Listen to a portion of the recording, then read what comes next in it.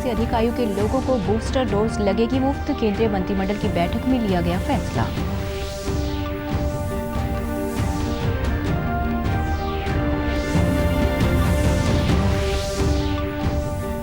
आज देश भर में मनाई गई गुरु पूर्णिमा। प्रधानमंत्री नरेंद्र मोदी, राज्यपाल बंडारू दत्तात्रेय और मुख्यमंत्री मनोहर लाल ने देशवासियों को दी शुभकामनाएं।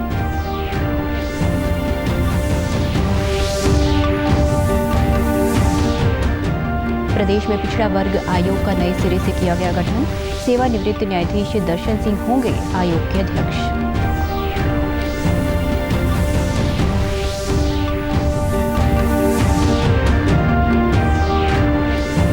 और महर्षि दयानंद विश्वविद्यालय बना भारतीय सांकेतिक भाषा से संबंधित पाठ्यक्रम प्रारंभ करने वाला प्रदेश का पहला विश्वविद्यालय।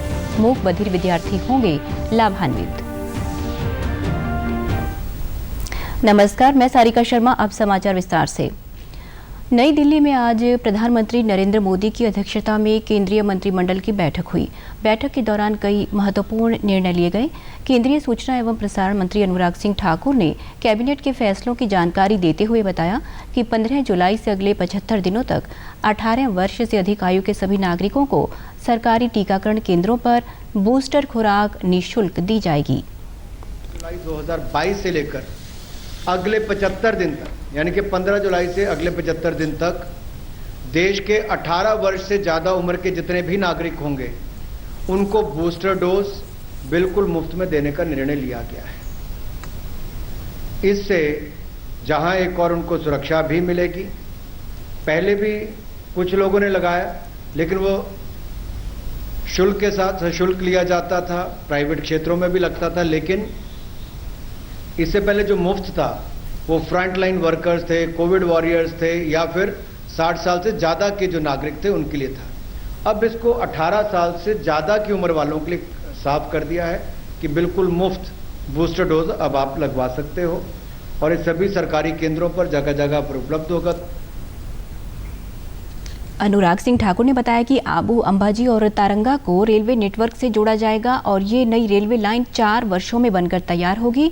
उन्होंने बताया कि इस रेलवे परियोजना के माध्यम से रोजगार, स्वरोजगार के नए द्वार भी खोलेंगे। निर्णय लिया गया है कि आबू, अंबाजी और तरंगा को रेलवे से नेटवर्क से जोड़ा जाएगा। 116 किलोमीटर की ये नई रेलवे लाइन मात्र 4 सालों में बनकर तैयार होगी।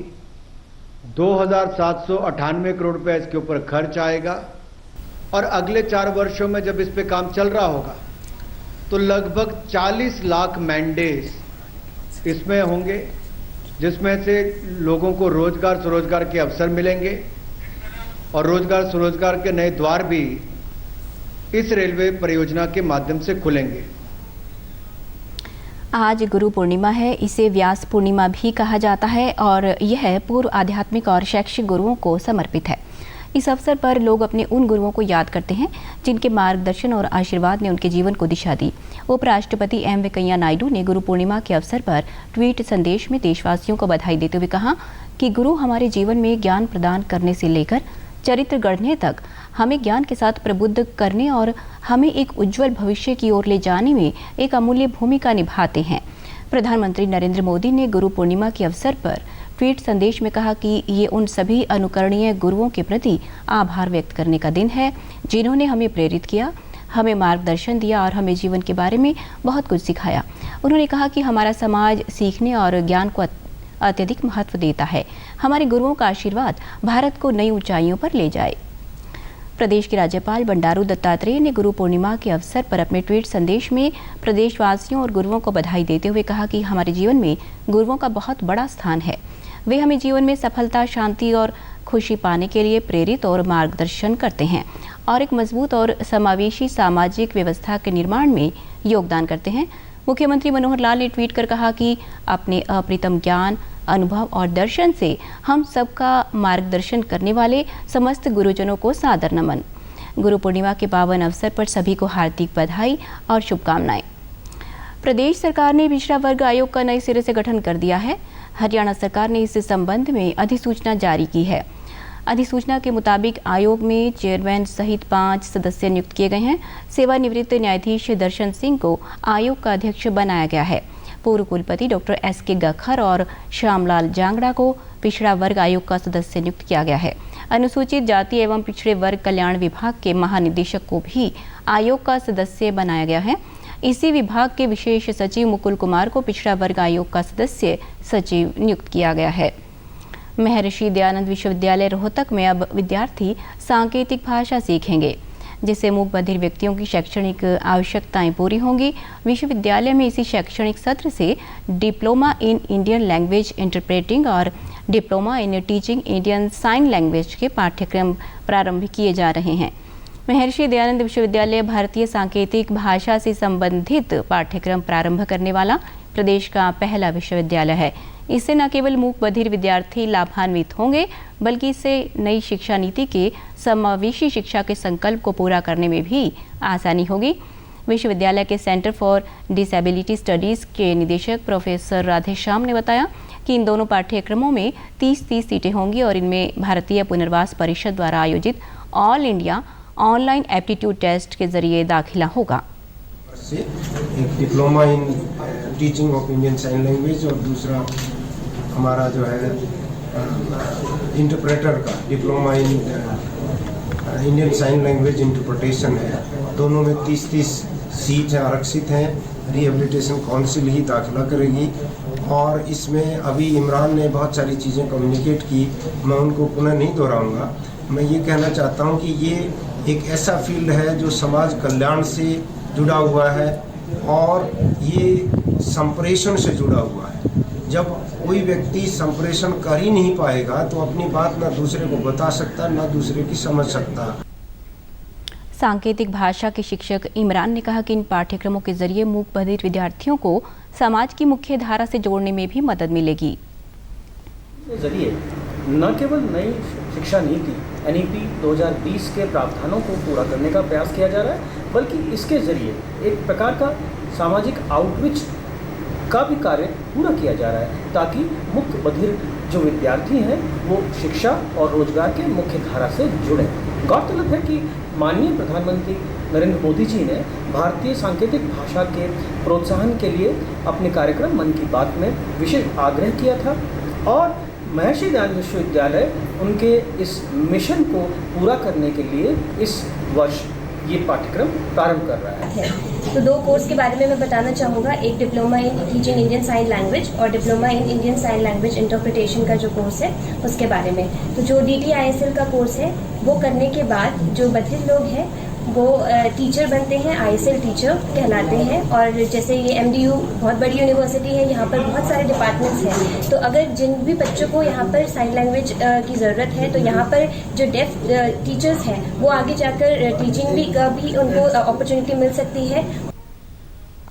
चुनाव आयोग द्वारा 18 जुलाई को होने वाले राष्ट्रपति चुनाव के लिए बैलेट बॉक्स का वितरण और उनकी रवानगी की जा रही है।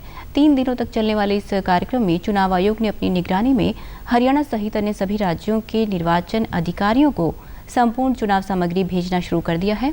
इन बैलेट बॉक्स के लिए यात्रा के दौरान भी अलग से हवाई यात्रा टिकट बुक की गई है। आज प्रदेश में ये चुनाव सामग्री हवाई यात्रा के माध्यम से पहुंची, जिसे पूरी सुरक्षा के साथ विधानसभा में पहुंचाया गया। निर्वाचन सामग्री में बैलेट बॉक्स के अलावा एक विशेष पेन भी दिया जा रहा है, जिसका उपयोग चुनाव में अपना मत देते समय किया जाएगा। सहकारी संस्था इफ्को द्वारा हिसार में नैनो तरल यूरिया जागरूकता अभियान के अंतर्गत आज पत्रकार वार्ता का आयोजन किया गया। पत्रकार वार्ता में प्रदेश के विपणन प्रबंधक डॉक्टर पुष्पेंद्र वर्मा ने बताया कि नैनो तरल यूरिया के माध्यम से देश यूरिया उत्पादन में आत्मनिर्भरता की ओर बढ़ रहा है। उन्होंने कहा कि नैनो यूरिया पारंपरिक यूरिया के मुकाबले एक सस्ता और बेहतरीन विकल्प है। डॉक्टर पुष्पेंद्र वर्मा ने बताया कि राज्य कृषि विश्वविद्यालयों और भारत के प्रगतिशील किसानों के सहयोग से 11,000 स्थानों पर 94 से अधिक फसलों पर इसका परीक्षण किया गया है। उन्होंने कहा कि नैनो यूरिया की तकनीक पूरी दुनिया में केवल इफ्को के पास है। मोटे तौर पर हम कह सकते हैं कि जो हमारे देश के अंदर यूरिया की कमी है, जो बाहर से मंगाना पड़ता है, आगे आने वाले समय में हम यूरिया के उत्पादन में इस नैनो यूरिया के माध्यम से आत्मनिर्भरता की ओर बढ़ रहे हैं और जल्दी हम इसे आत्मनिर्भर हो जाएंगे।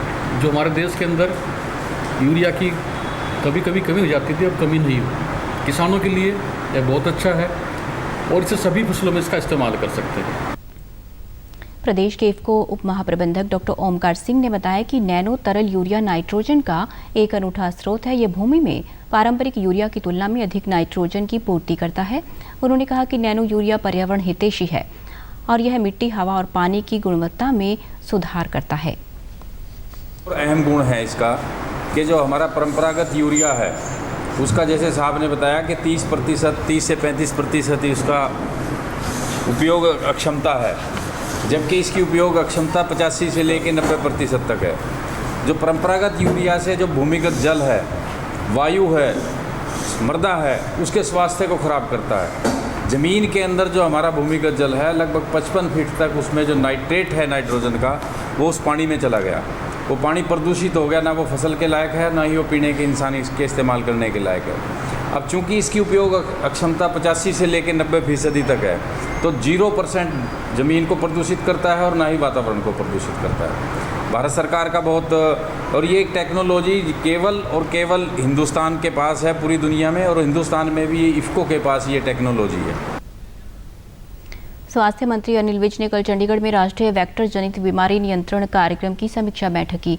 स्वास्थ्य मंत्री ने बताया कि मलेरिया को समाप्त करने के लिए विभिन्न कदम उठाए गए हैं। उन्होंने बताया कि वर्ष 2021 के दौरान प्रदेश के अम्बाला, भिवानी, जींद, कैथल, रोहतक, करनाल और कुरुक्षेत्र में लोगों को मलेरिया की बीमारी नहीं हुई और इन 7 जिलों को 0 इंडिजीनियस केस स्टेटस प्राप्त हुआ है।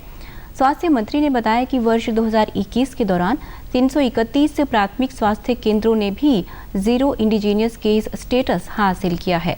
अनिल विज ने कहा कि वर्ष 2016 से अब तक राज्य में किसी भी व्यक्ति की मलेरिया से मृत्यु नहीं हुई है। उन्होंने कहा कि वेक्टर जनित बीमारियों की रोकथाम के लिए प्रदेश के शहरी और ग्रामीण क्षेत्रों में फॉगिंग करवाई जाएगी और मलेरिया, डेंगू के मरीजों की सुविधा के लिए नागरिक अस्पतालों में डेडिकेटेड वार्ड और बेड भी आरक्षित रखे जाएंगे। मुख्य सचिव संजीव कौशल की अध्यक्षता में गुरुग्राम में साइंस सिटी की स्थापना के संबंध में बैठक हुई। बैठक में उन्होंने कहा कि प्रदेश में बच्चों को विज्ञान शिक्षा के प्रति जागरूक करने और आम जनमानस को विज्ञान के बारे में जानकारी देने के उद्देश्य से गुरुग्राम में साइंस सिटी की स्थापना की जाएगी। मुख्य सचिव ने अधिकारियों को साइंस सिटी की स्थापना के लिए स्थान और आगंतुकों की संख्या इत्यादि का अध्ययन करने के निर्देश दिए। उन्होंने कहा कि ये प्रदेश के लिए आकर्षण का केंद्र बनेगा और बच्चों को खेल खेल में वैज्ञानिक सिद्धांत सीखने के अवसर मिलेंगे। साइंस सिटी के विकसित होने से क्षेत्र के लोगों को प्रत्यक्ष और अप्रत्यक्ष रूप से रोजगार के अवसर भी मुहैया होंगे। मुख्य सचिव ने बताया कि इस साइंस सिटी में इसरो की स्पेस गैलरी भी होगी और इसमें इनोवेशन हब विकसित करने की भी योजना है, जिसमें विद्यार्थी अपने नए आइडियाज पर काम कर सकेंगे। भारत कोविड-19 के खिलाफ लड़ाई को मजबूत करने के लिए दुनिया का सबसे बड़ा टीकाकरण अभियान चला रहा है। केंद्रीय स्वास्थ्य और परिवार कल्याण मंत्रालय के मुताबिक राष्ट्रव्यापी टीकाकरण अभियान के तहत देश में अब तक कोविड रोधी टीकों की 199 करोड़ 12 लाख खुराक दी जा चुकी है। देश में पिछले 24 घंटों में 16,900 से अधिक नए मामले दर्ज किए गए हैं और 15,400 से अधिक मरीज स्वस्थ हुए हैं। प्रदेश में अब तक कोरोना रोधी टीके की 4 करोड़ 42 लाख से अधिक खुराक दी जा चुकी है। प्रदेश में कोविड से 10,08,000 से अधिक लोग स्वस्थ हो चुके हैं, जबकि 1,599 मामले सक्रिय हैं।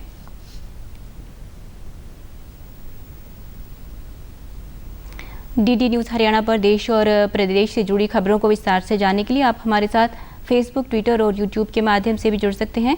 हमसे जुड़ने के लिए आप हमारे सोशल मीडिया हैंडल को भी फॉलो कर सकते हैं। अब आप अपने मोबाइल फ़ोन से QR कोड स्कैन कर हमारे यूट्यूब चैनल पर सीधे पहुंच सकते हैं। अंत में इस बुलेटिन के मुख्य समाचार एक बार फिर।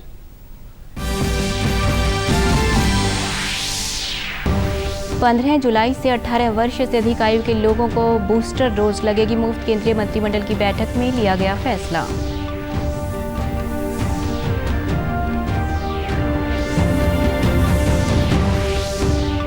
आज देश भर में मनाई गई गुरु पूर्णिमा। प्रधानमंत्री नरेंद्र मोदी, राज्यपाल बंडारू दत्तात्रेय और मुख्यमंत्री मनोहर लाल ने देशवासियों को दी शुभकामनाएं।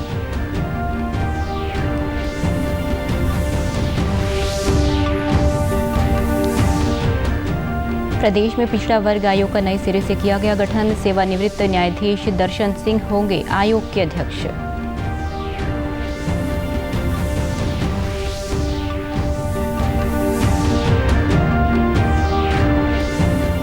और महर्षि दयानंद विश्वविद्यालय बना भारतीय सांकेतिक भाषा से संबंधित पाठ्यक्रम प्रारंभ करने वाला प्रदेश का पहला विश्वविद्यालय।